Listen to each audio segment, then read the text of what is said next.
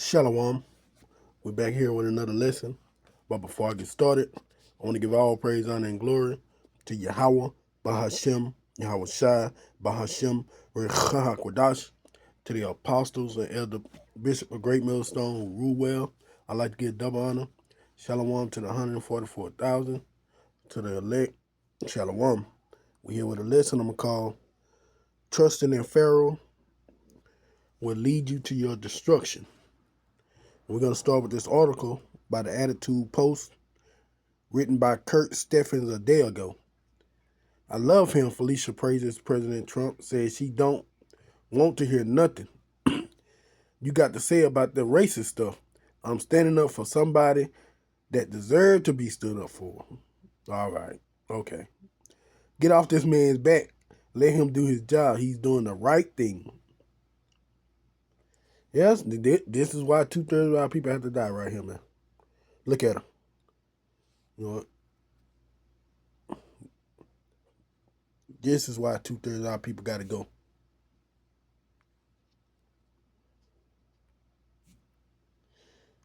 Salaki.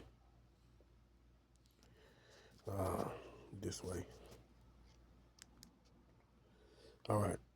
I want that picture definitely going to be on the front. Instead of reading the article, we're going to watch the video. They already put it in here so we can see what she said. Verbatim. I like her. Please. I like him too. One thing I like about him, he keeps it real just like Grandma. I appreciate that because I can trust him because he tells exactly how he feels and what he thinks. Thank God for this president. Before we go too far into him, she right. He do say what he think. And he done told niggas, you so-called black, Latino, and Native American to your face that he don't like you. Matter of fact, he done sent his private army after you. And you still want to... No, I'm slacking, man. We're going to get through this, but I hate these 2/3 niggas, man. Can't wait till the Lord do something with them.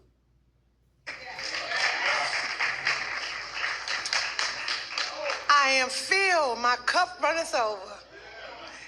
Because he allowed his constituents, his people to come to my house to interview me, to talk about the murder of my grandson. It seemed like nobody cared. I'm an advocate for murder. I marched, I rallied, I pulled out other families in the District of Columbia that had murders and did not have answers. Ooh. We marched and we rallied, and nobody heard me, Democrats. Get mad at me. Until this Republican sent his constituents, his people out there to interview me in my home. Have you ever heard of a thing? Then they invited me twice before Congress to testify for the beautiful bill that's going to change crime in the district. If you kill somebody, okay, you take a life, you do life. Just that simple. If you do a harsh crime, you do harsh time. Just that simple. And then we need National Guard, and which we did years ago. He brought it on. I love him. I don't want to hear nothing you got to say about that racist stuff. And don't be looking at me on the news hating on me because I'm standing up for somebody that deserves to be standing up for. Get off the man's back. Let him do his job. He's doing the right thing. Back up off him. And Grandma said it.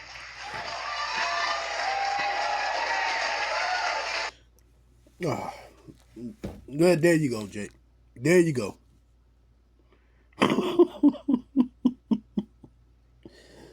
There you go. This is our people in a nutshell. This is our people in a nutshell, man. You putting your trust in a place that put your grandson in a situation like that. Remember, at one point, Jake had their own business, thriving communities, wanting this baby mama, baby daddy drama shit going on. Jake would actually had a decent life. But it was people like him, through laws, through manipulation, through rerouting funding, and all other sorts of kind of things that put our people in a situation where Jake is truly at each other's throat fighting for table scrap, for crumbs. But here she go, giving them all type of praise. Now she said she did everything but come to the Lord himself and ask him for help. But instead of coming to the truth, finding out who she is, and thanking the Lord for waking her up and giving him all the praise, she ran to the devil. She ran to the enemy and heaping all kind of praise on him. But we know, as the scriptures say, destruction come to those Israelites who put their trust in Pharaoh and in Egypt. I'm going to start here, Isaiah 30, verse 1. Woe to the rebellious children. How is she being rebellious? Because she's not coming to the Lord for help.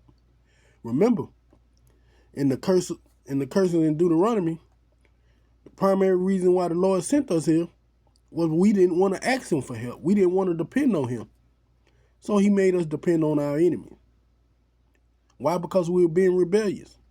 Why depend on our enemies when we have the Lord who can give us any and everything we ever wanted? But Jake still don't learn their lesson. Though rebellious spirit had come back today and still being rebellious. And you can tell she's pretty old, maybe 65, somewhere around there. So I know you done seen all type of wickedness that Esau, Edom done done. But instead of depending on the Lord, she want to be rebellious and continue to believe in the system that had destroyed her people for generation after generation. Woe to the rebellious children, says Yahweh, that take counsel, but not of me. And she didn't take counsel of the Lord. She didn't ask the Lord for help. That cover with a covering, but not of my spirit. She didn't ask for Yahweh Ba'ashim Hawashai to put his spirit over her. She don't want that. But guess what? She went to Esau and asked for his protection, for him to keep her safe.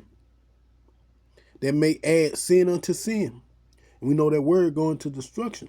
So the Lord is going to bring destruction to this woman and a lot of 2/3 Israelites like her, who put their faith in Babylon the Great, who put their faith in this cruel Lord that he has set up over Babylon. Verse 2, that walk down and go into Egypt, which America is the spiritual Egypt, have not asked in my mouth to strengthen themselves that walk down into Egypt and have not asked at my mouth. See? That's being rebellious, man.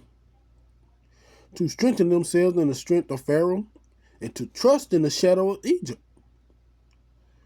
And did this woman just not show you that's what she was doing?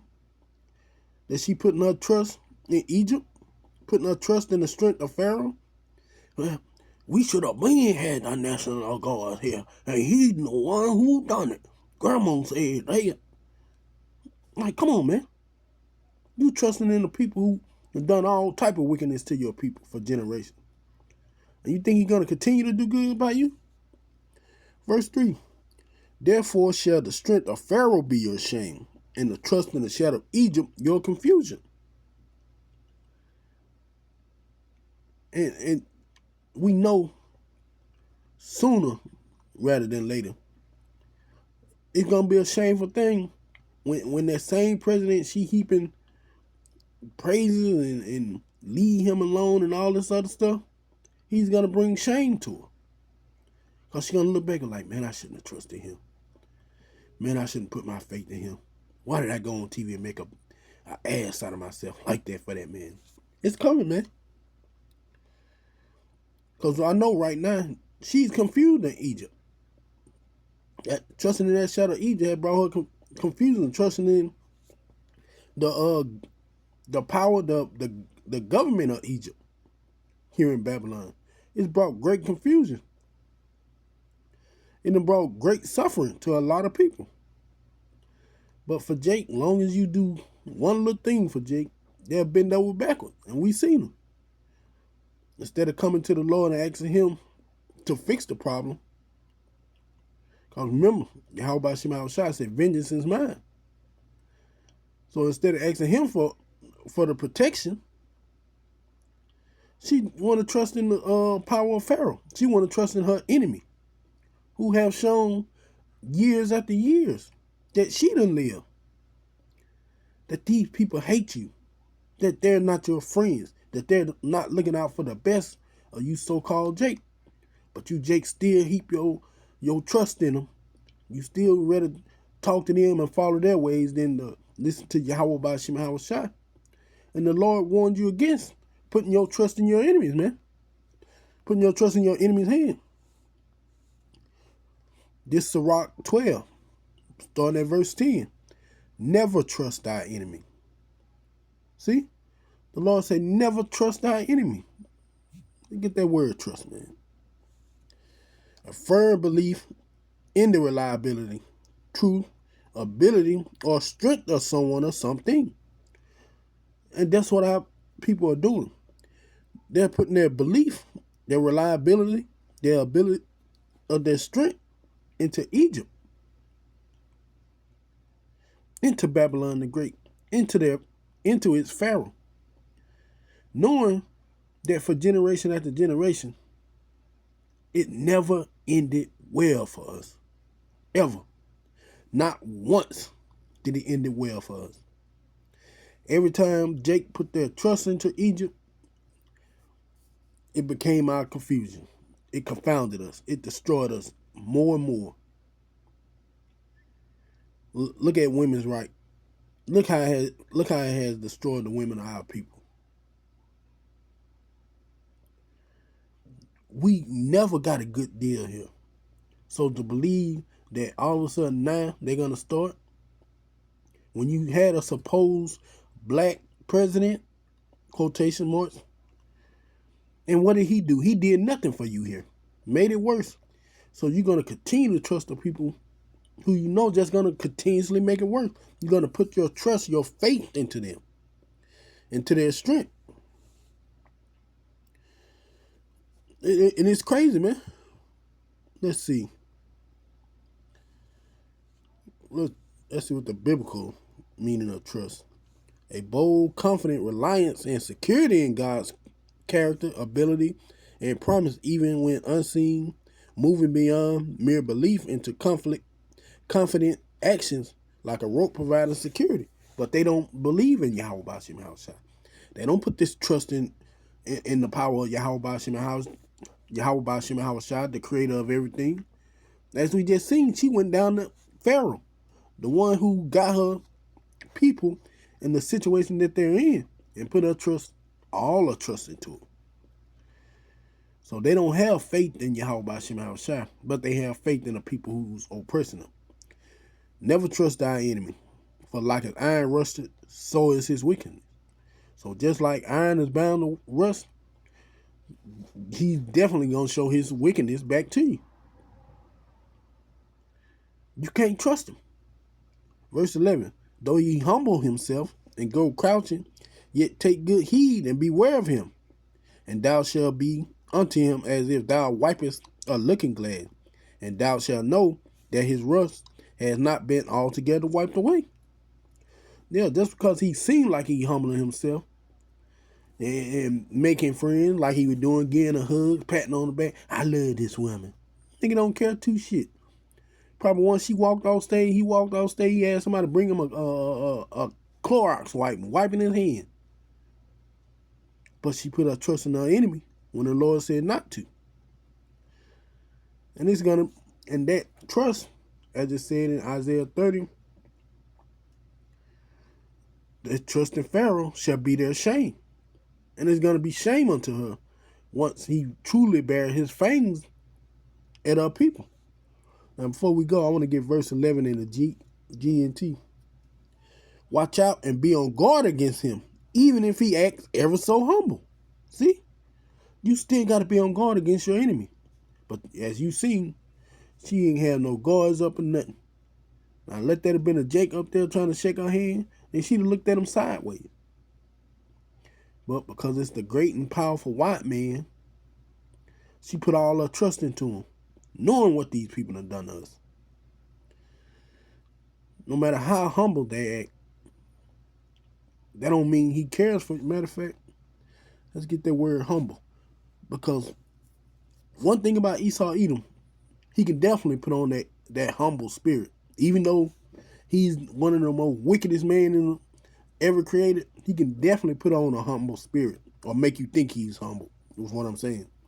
Having or showing a modest estimate of one's value or importance, not arrogant or self-important. And look who I'm talking about. This second part, not arrogant. There's no one more arrogant than Donald Trump, or who feel like they're self-important than that man. But like I said, Esau Edom is good at faking the humble thing, and Jake just eat it all up. So she's sitting up here trusting her enemy. She's sitting up here thinking he's doing a great job and leave him alone. I don't want to hear about that racist stuff. But this stuff gonna come back and bite her in the ass. Not me saying this, but this is what the Lord says. We're going back to Isaiah 30, but we're starting at 11. See, they say, get out of the way and turn out of the path, cause the Holy One of Israel to cease from before us. Yeah, they don't want Yahweh Bashim Havashai protection. They don't want to ask him to send his guidance to them, because they want to be protected by Esau. So when we out here telling them the truth on these highways and byways, they were like, man, we don't want to hear that shit. The white man can be saved. He can repent. All these wicked and stupid things, actually. They rather put this white man on a pedestal than who they should be truly worshiping, Yahweh Bashim and Havashai. Wherefore thus says the Holy One of Israel, because ye have despised this word, and trusted in oppression and perverseness, and stay thereon.